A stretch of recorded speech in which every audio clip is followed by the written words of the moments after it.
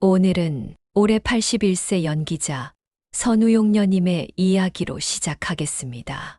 그녀의 하루는 6만 원짜리 호텔 조식으로 시작됩니다. 그녀는 매일 아침 직접 운전해서 5성급 호텔로 향해 조식 뷔페를 즐긴다고 합니다. 평생 남편과 자식들을 위해 그리고 촬영장에서 연기하면서 살았어요. 그러다 뇌경색으로 쓰러졌죠. 죽음의 문턱에서 깨달았습니다. 나는 지금 누구를 위해 살고 있는가? 그리고 결심했습니다. 남은 인생 오직 자신만을 위해 살기로. 여기서 한번 우리의 현실을 생각해 보죠. 아침 한 끼에 6만 원이라니 대부분의 사람들에게는 부담스러운 금액이죠. 하지만 놀랍게도 이 이야기에 많은 유튜브 시청자들이 멋있다, 대단하다, 나도 저렇게 늙고 싶다 라는 반응을 보였습니다. 이 이야기가 많은 사람들에게 감동을 주는 이유는 무엇일까요? 그것은 비싼 아침 식사가 아니라 인생 후반에 내가 나를 어떻게 대접할 것인가에 대한 근본적인 질문을 던지기 때문입니다. 여러분은 마지막으로 언제 나만을 위한 시간을 가지셨나요? 언제 나에게 수고했다고 선물을 주셨나요? 한 달 전, 1년 전, 아니면 기억조차 나지 않으신가요? 인생의 후반전에 서 있는 우리 모두. 이제는 자신을 존중하고 돌보는 방법을 찾아야 할 때입니다. 6만 원짜리 호텔 조식이 아니어도 괜찮습니다. 3천 원짜리 커피 한 잔도 좋고, 직접 정성껏 차린 아침 식사도 좋고, 혹은 조용한 공원에서 말동무와 함께 즐거운 산책도 좋습니다. 중요한 것은 그 행동이 나를 위한 선택이라는 점입니다. 지금부터 선우용녀 씨와 함께 누구나 자신의 상황에 맞게 실천할 수 있는 행복한 노후를 보내는 실천법 7가지를 알아보겠습니다. 시작하기 전 구독과 좋아요 눌러주세요. 아침 6시 선우용녀. 서둘러 정성껏 화장을 하면서 거울 속 자신을 바라봅니다. 오늘도 좋은 하루가 될 거야. 자신에게 미소를 지으며 속삭입니다. 81세 그녀는 매일 아침을 자신만의 의식으로 시작합니다. 그 의식은 자신을 존중하는 마음에서 비롯됩니다. 뇌경색으로 쓰러졌을 때 모든 것이 정지된 듯 했어요. 그때 깨달았죠. 내가 나에게 시간을 주지 않았다는 걸. 내가 나를 소중히 대하지 않았다는 걸. 선우용녀 씨의 아침 의식은 특별합니다. 여기서 한 가지 오해하지 말아야 할 것이 있습니다. 자신을 위한 삶을 살기 위해 꼭 선우용녀 씨처럼 경제적 여유가 필요한 것은 아닙니다. 6만 원짜리 호텔 조식이 아니어도 자신만의 작은 의식과 일상 속 소소한 실천으로 충분히 자신을 위한 시간을 만들 수 있습니다. 중요한 것은 금액이 아니라 그 행동이 온전히 나를 위한 선택이라는 마음가짐입니다. 이제 우리 주변의 사례를 통해 더 알아보겠습니다. 74세 박미정 씨의 하루는 선우용녀 씨와는 다르게 하루가 시작됩니다. 하지만 그 의미는 추구하는 바가 같습니다. 남편을 먼저 떠나보낸 후 그녀는 삶의 새로운 의미를 찾아야 했습니다. 지금 박미정 씨의 아침은 자신만을 위한 차 한 잔으로 시작됩니다. 티백이 아닌 직접 찻잎을 우려내는 그 15분의 시간, 베란다에 앉아 따뜻한 차를 마시며 일기를 쓰는 이 시간이 그녀에게는 하루 중 가장 소중한 순간입니다. 박미정 씨는 말합니다. 이제야 알겠어요. 내 인생에 필요했던 건 거창한 무언가가 아니라 나를 위한 이 조용한 시간이었다는 걸요. 심리학자 칼 융은 자기 자신에게 시간을 내주는 것은 영혼에게 선물을 주는 것과 같다고 말했습니다. 선우용녀 씨는 호텔 조식으로, 박미정 씨는 차 한 잔으로 각자의 방식으로 자신을 대접합니다. 무엇이 옳고 그른지는 중요하지 않습니다. 무엇이 비싸고 싼 음식인지는 중요하지 않습니다. 중요한 것은 그 시간이 온전히 나를 위한 것이라는 점입니다. 우리가 반복하는 일상이 곧 우리가 되는 것이죠. 지금 당신 자신을 위한 차 한 잔의 여유를 선물해 보세요. 그것이 행복한 노후의 첫 번째 비결입니다. 이제 아침에 나를 위한 시간을 만들었다면 그 다음엔 내 몸을 위한 시간이 필요합니다. 두 번째 비결인 걷기에 대해 이야기해 보겠습니다. 먼저 81세 김재훈 씨의 이야기입니다. 그는 비가 오나 눈이 오나 매일 아침 7시 동네 공원을 30분간 걷습니다. 김 씨에게 이 30분은 단순한 운동이 아닙니다. 그것은 삶의 시간입니다. 김재훈 씨가 말합니다. 5년 전 당뇨 합병증으로 2번이나 쓰러졌어요. 의사 선생님이 말씀하셨죠. 이대로 가면 1년을 넘기기 힘들 겁니다라고요. 절망적인 진단이었습니다. 하지만 그때 김재훈 씨가 선택한 것은 포기가 아닌 하루 30분 걷기였습니다. 그 결정이 그의 생명을 구했죠. 처음엔 100m도 걷기 힘들었습니다. 다리가 후들거렸고 숨이 턱까지 차올랐습니다. 그는 매일 조금씩 거리를 늘렸습니다. 100m, 200m, 300m. 처음 500m를 완주했을 때 저도 모르게 눈물이 났어요. 그날 아내에게 전화했죠. 여보, 나 오늘 혼자 걸었어. 마치 어린아이처럼 기뻐했던 기억이 납니다. 그렇게 5년. 이제 그는 하루 30분, 약 2km를 거뜬히 걷습니다. 우리의 주인공 선우용녀 씨도 매일 아침 몸을 움직이는 것의 중요성을 실천합니다. 그녀는 매일 아침 6시에 일어나 차로 호텔까지 이동하더라도 아침 공기를 마시며 몸을 움직이는 시간을 소중히 여깁니다. 뇌경색 이후 움직임이 곧 생명이라는 것을 깨달은 그녀에게 이 아침 산책은 하루를 여는 의식과도 같습니다. 이와 대조적으로 69세 남철수 씨의 이야기는 다릅니다. 그는 무릎이 아프다는 이유로 3년간 집 안에서만 생활했습니다. 결과는 20kg 체중 증가와 고혈압이었습니다. 남철수 씨의 말을 들어보죠. 어느 날 손자가 물었어요. 할아버지, 나랑 놀이터 안 가? 그런데 가지 못했어요. 더 이상 걸을 수 없었으니까요. 그 순간이 제 인생의 가장 슬픈 순간이었습니다. 걷기는 단순한 이동수단이 아닙니다. 걷는 동안 우리 몸에서는 놀라운 변화가 일어납니다. 걷기의 가치는 단순한 건강상의 이점을 넘어섭니다. 철학자 니체는 위대한 생각은 걸으면서 태어난다고 말했습니다. 실제로 소크라테스, 아리스토텔레스, 칸트 등 많은 철학자들이 걸으면서 사유했습니다. 걷고 움직이고 활동할 때 우리는 세상과 만나고 사람들과 관계를 맺고 새로운 경험을 하게 됩니다.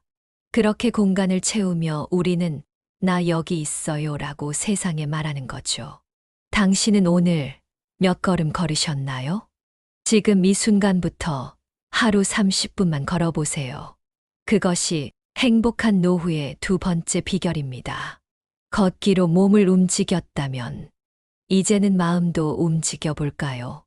우리의 세 번째 비결은 매일 작은 목표를 세우는 것입니다. 여기서 한 가지 여러분에게 여쭤보겠습니다. 오늘 하루 무엇을 하실 계획인가요? 작은 것이라도 괜찮습니다. 68세 조인선 씨에게 같은 질문을 했습니다. 그는 살짝 웃으시더니 TV 보는 것이라고 대답했습니다. 조인선 씨의 하루는 아침 9시부터 저녁 11시까지 TV 앞에서 흘러갔습니다. 시간을 그저 흘려보내는 느낌이었죠. 퇴직 후에 할 일이 없어진 조인선 씨는 시간을 채우기 위해 TV를 켰고 그것이 습관이 되었습니다. 직장 다닐 때는 하루가 짧았는데 이제는 하루가 길게만 느껴졌습니다. 이렇게 목표 없이 지내던 조인선 씨는 얼마 전 병원에서 우울증 진단을 받았습니다. 담당 의사는 목표 없는 삶이 우울함을 키운다고 설명했습니다. 마치 흐르는 강물은 맑지만 고인 물은 썩기 마련인 것처럼요. 이제 다른 어르신의 이야기를 살펴보겠습니다. 70세 박찬희 씨의 집을 방문했을 때 그의 달력에는 작은 메모들이 가득했습니다. 월요일 책 10페이지 읽기, 수요일 손주에게 편지 쓰기, 금요일 동네 한 바퀴, 새로운 길로 걷기. 별거 아닌 것처럼 보이는 이 작은 목표들이 박찬희 씨의 하루를 생기 있게 만들고 있었습니다. 퇴직하고 처음엔 저도 멍하니 지냈어요. 회사에서는 누가 시키니까 열심히 했는데 갑자기 아무도 시키지 않으니 뭘 해야 할지 모르겠더라고요. 그러다 깨달았어요. 이제는 내가 나에게 할 일을 줘야 한다는 거요. 박찬희 씨는 이렇게 말하며 스스로 정한 작은 목표들이 은퇴 후 삶에 새로운 의미를 부여했다고 설명했습니다. 그에게 이 작은 성취감들이 큰 기쁨이 되었고, 이런 방식으로 살아가는 법을 더 일찍 알았다면 좋았을 거라는 생각도 했다고 합니다. 우리 몸은 방향이 있을 때 더 힘이 납니다. 목적지가 있는 여행은 길이 멀어도 덜 지치는 것과 같습니다. 우리 마음도 마찬가지입니다. 오늘은 이걸 해야지라는 작은 목표가 있으면 하루가 더 의미 있게 흘러갑니다. 작은 목표는 등대 같은 것입니다. 어두운 바다에서 나아갈 방향을 알려주는 빛이지요. 그 목표는 거창한 것일 필요가 없습니다. 화분에 물 주기, 오래된 친구에게 전화하기, 새로운 요리 하나 배우기. 이런 작은 일들이 모여 우리 삶을 더 풍요롭게 만들어 갑니다. 지금 이 순간, 내일을 위한 작은 목표 하나를 정해 보세요. 그것이 행복한 노후의 세 번째 비결입니다. 이어서 알아볼 네 번째 비결은 바로 나를 위한 작은 보상에 관한 이야기입니다. 어쩌면 오늘 이야기 중 가장 중요한 이야기가 될 겁니다. 상상해 보세요. 오늘 하루 가장 좋아하는 카페에서 당신은 창가 자리에 앉아 있습니다. 따스한 햇살이 유리창을 통해 들어오고 향긋한 커피와 케이크 한 조각이 테이블 위에 놓여 있습니다. 이 작은 사치가 오롯이 당신만을 위한 것이라면 그 느낌은 어떨까요? 65세 윤종수 씨에게 이런 경험이 있는지 물었습니다. 그의 대답은 의외였습니다. 평생 그런 적 없어요. 돈이 생기면 무조건 자식들 통장에 넣었죠.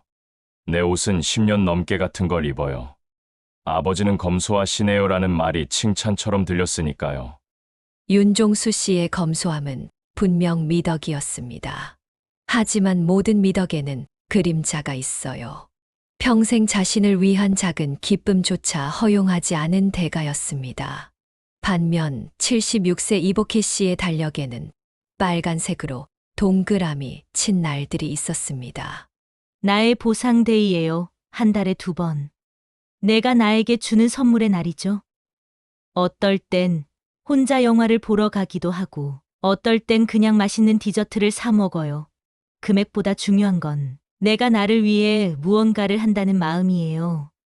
이복희 씨에게 보상데이는 단순한 소비 활동이 아닙니다. 그것은 자기 자신과 맺은 약속이고 스스로에 대한 존중의 표현이죠. 지난 3월 생일을 맞은 이복희 씨는 자신에게 특별한 선물을 했다고 합니다. 혼자서 케이크를 사서 촛불을 켜고 생일 축하해, 라고 말했습니다. 처음엔 민망했지만 곧 눈물이 났다고 합니다. 76년을 살면서 자신에게 축하해라고 말해본 적이 없었기 때문입니다. 이복희 씨는 이 작은 의식이 자신의 노년에 큰 변화를 가져왔다고 말합니다. 이제 우리 이야기의 주인공인 선우용녀 씨는 어떨까요? 그녀가 매일 아침 호텔 조식을 선택한 것도 사실은 자신을 위한 작은 보상이었습니다. 이젠 남 눈치 안 봐요. 내가 나를 기쁘게 해야죠. 평생 절약만 했는데 절약한 그 돈으로 행복을 못 사면 무슨 소용이 있나요? 선우용녀 씨에게 6만 원짜리 호텔 조식은 단순한 아침 식사가 아닙니다. 그것은 81년 인생을 살아오면서 처음으로 스스로에게 주는 선물이자 매일 아침 자신에게 건네는 당신은 소중해라는 메시지입니다. 비싸서가 아니라 자신을 위해 선택했다는 점에서 그 가치가 있는 것이죠. 행동심리학에서는 이런 자기 보상이 놀라운 효과를 가져온다고 합니다. 보상은 뇌에서 좋은 기분을 만드는 물질을 분비시켜 기쁨과 만족감을 주고 긍정적 행동을 강화합니다. 특히 노년기에는 이런 작은 기쁨들이 정신 건강에 더 중요하다는 연구 결과도 있어요. 자기 보상은 자기 사랑의 표현입니다. 스스로를 돌보는 행위는 행복한 삶의 기본 조건입니다. 사람은 행복을 미루는 동안 늙어요. 이 말은 현재의 작은 행복을 미루면 결국 후회로 가득 찬 노년을 맞이하게 된다는 의미입니다. 당신은 얼마나 오랫동안 행복을 미뤄왔나요? 선우용녀 씨처럼 호텔 조식이 아니어도 괜찮습니다. 3,000원짜리 커피 한 잔도, 2,000원짜리 꽃 한 송이도, 아니면 그저 산책길에 만난 고양이에게 주는 작은 관심도 모두 자신을 위한 선물이 될 수 있어요. 지금, 오늘, 작은 것이라도 자신에게 보상을 주세요. 그것이 행복한 노후의 네 번째 비결입니다. 이제는 다른 사람들과의 관계도 챙겨볼 시간입니다. 끝까지 집중해서 들어주세요. 행복한 노후를 위한 5번째 비결은 우리 모두에게 필요한 소통의 기술에 관한 이야기입니다. 인간의 목소리에는 어떤 마법이 있습니다. 그것은 단순한 소리의 진동이 아니라 우리의 존재를 확인하는 증거입니다. 특히 노년기에는 이 목소리가 더욱 소중해져요. 72세 김완수 씨의 충격적인 고백을 들어보겠습니다. 일주일 동안 한마디도 안 한 적이 있어요. 문자 그대로 아무 말도 안 했던 거죠. 아침에 일어나서 소리도 안 내고 그냥 조용히 TV만 봤어요. 그러다 일주일 뒤에 문득 깨달았죠. 내 목소리가 이상하다는 걸요. 마치 녹슬어버린 것처럼. 이 고백은 많은 노인들의 현실을 보여줍니다. 배우자를 떠나보내고 자녀들은 독립하고 친구들은 하나둘 세상을 떠나는 노년기에는 말할 사람이 없는 고독이 큰 문제입니다. 사회적 고립은 단순한 외로움을 넘어 심각한 건강 문제를 초래할 수 있어요. 의학 연구에 따르면 사회적 고립은 심장병 위험을 29%, 뇌졸중 위험을 32% 증가시킨다고 합니다. 또한 외로움은 알츠하이머, 발병 위험을 거의 2배로 높인다는 보고도 있습니다. 목소리를 사용하지 않는 것은 단순한 침묵이 아니라 건강의 침묵이기도 합니다. 반면 75세 정은순 씨의 하루는 소소한 대화로 가득합니다. 그녀에게는 특별한 일과가 있습니다. 매일 아침 근처 시장에 가요. 특별히 살 것이 없어도 꼭 가죠. 제 비밀을 알려드릴까요? 저는 일부러 시장 생선가게 아주머니와 이야기를 나눠요. 오늘 고등어가 싱싱하네요. 이런 시시한 대화라도 하루에 한 번은 누군가와 말을 해야 한다고 생각해요. 정은순 씨의 이 작은 습관은 어느 날 뜻밖의 보상을 가져왔습니다. 평소보다 늦게 시장에 갔을 때 생선가게 아주머니가 걱정했던 것입니다. 어머, 어제는 어디 아프셨어요? 라는 그 한마디에 정은순 씨는 눈물이 날 뻔했다고 합니다. 누군가 자신을 기다리고 있다는 사실이 얼마나 큰 위로가 되는지 몰랐기 때문이에요. 우리의 주인공 선우용녀 씨도 비슷한 경험이 있습니다. 호텔 조식을 먹으러 가는 건 음식 때문만이 아니에요. 거기서 만나는 사람들 덕분에 외롭지 않아요. 종업원들과 인사하고 가끔은 옆 테이블 손님과 날씨 이야기도 해요. 대화가 삶을 이어주는 실이라고 생각합니다. 전우용녀 씨는 호텔 조식을 통해 음식뿐 아니라 소통의 기회도 얻고 있었습니다. 매일 같은 시간에 가는 곳에서 인사를 나누는 사람들이 생기면서 자연스러운 관계망이 형성된 것입니다. 그녀의 아침은 맛있는 음식과 함께 간단한 대화로 풍요로워집니다. 또한 대화 중에는 옥시토신이라는 사랑 호르몬이 분비되어 신뢰와 유대감을 강화해요. 대화는 단순한 정보 교환이 아닙니다. 우리는 타인과의 대화를 통해 우리 자신을 발견하고 확인하고 완성한다고 해요. 실천 방법은 매우 간단합니다. 매일 한 사람과라도 대화를 나누는 것입니다. 마트 계산원과 인사를 나누는 것, 이웃에게 날씨 이야기를 하는 것, 전화로 오랜 친구에게 안부를 묻는 것. 이 모든 작은 대화들이 우리의 정신 건강을 지켜줍니다. 혹시 말할 사람이 없다면 동네 복지관이나 노인정에서 진행하는 모임에 참여하는 것도 좋은 방법입니다. 취미 활동을 함께하며 자연스럽게 대화할 기회가 생기기 때문이에요. 오늘 단 한 사람과라도 진심 어린 대화를 나눠보세요. 그것이 행복한 노후의 5번째 비결입니다. 이제 6번째입니다. 6번째 비결은 고독과 친해지는 법. 혼자 있는 시간을 어떻게 의미 있게 보낼 수 있는지에 관한 이야기입니다. 혼자 있는 것과 외로운 것은 다릅니다. 앞서 누군가와 대화하는 중요성을 이야기했지만 역설적으로 고독과 친해지는 법 또한 행복한 노후의 필수 요소입니다. 이 둘은 서로 충돌하는 것이 아니라 균형을 이루어야 하는 관계예요. 70세 신숙자 씨의 일상을 들여다보겠습니다.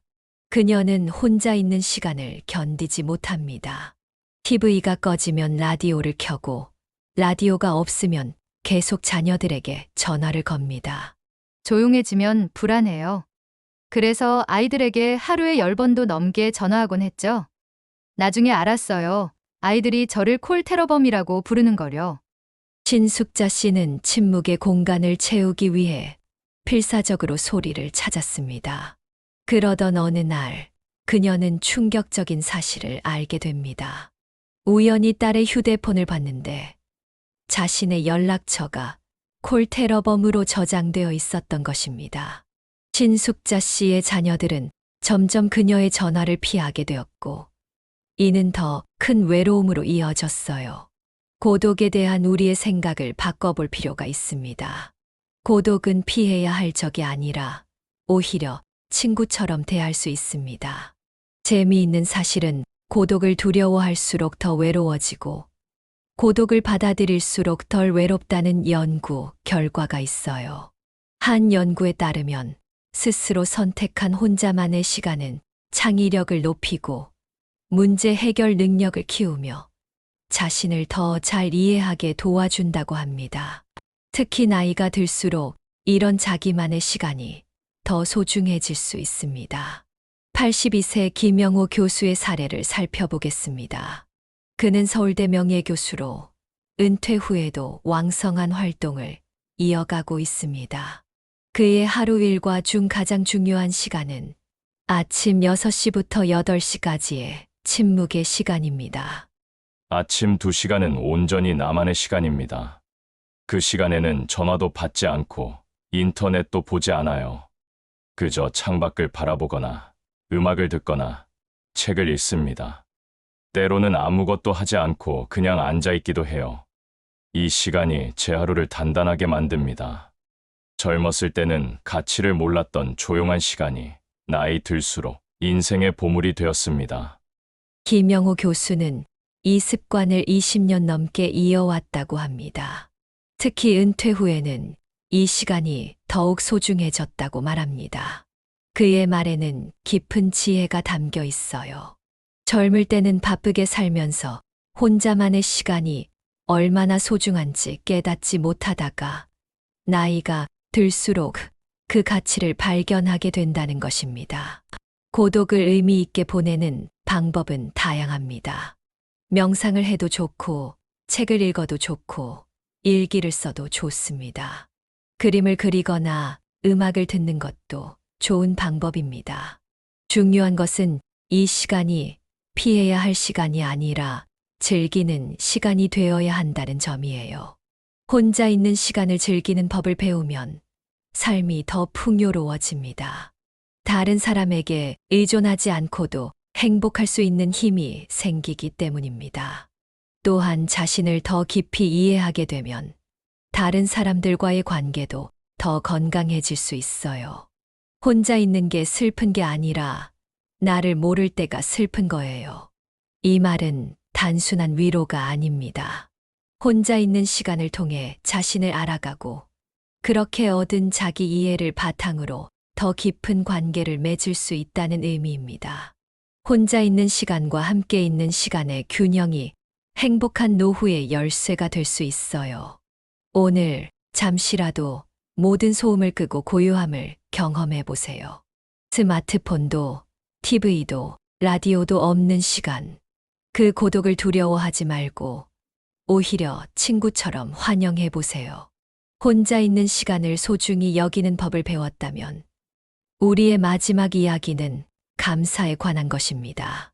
67세 장정화 씨는 하루를 마무리하는 방식이 독특합니다. 그녀는 매일 밤 오늘 있었던 짜증나는 일을 열심히 생각합니다. 버스 기사가 불친절했던 일, 마트에서 줄이 길었던 일, 날씨가 흐렸던 일. 모든 불평을 되새기다 잠이 듭니다. 그게 습관이 됐어요. 항상 뭔가 불만이 있었죠. 그러다 보니 세상이 점점 더 각박하게 느껴졌어요. 마치 모든 것이 나를 향해 적대적인 것처럼요. 장정화 씨는 최근 심리 상담을 받던 중 충격적인 사실을 알게 되었습니다. 상담사가 물었어요. 삶에서 좋은 일은 없으신가요? 그 질문에 답하려고 했는데 머릿속이 하얘졌어요. 좋은 일을 기억하려고 해도 떠오르지 않았습니다. 우리 뇌는 특별한 훈련을 하지 않으면 나쁜 기억을 더 강하게 저장하는 경향이 있습니다.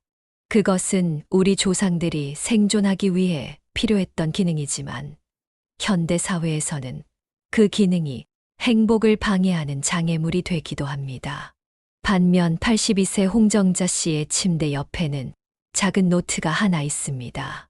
무려 15년째 이어오고 있는 감사일기입니다. 놀라운 것은 그 내용입니다. 1월 15일, 오늘은 다리가 덜 아팠다. 그것만으로도 충분히 감사하다.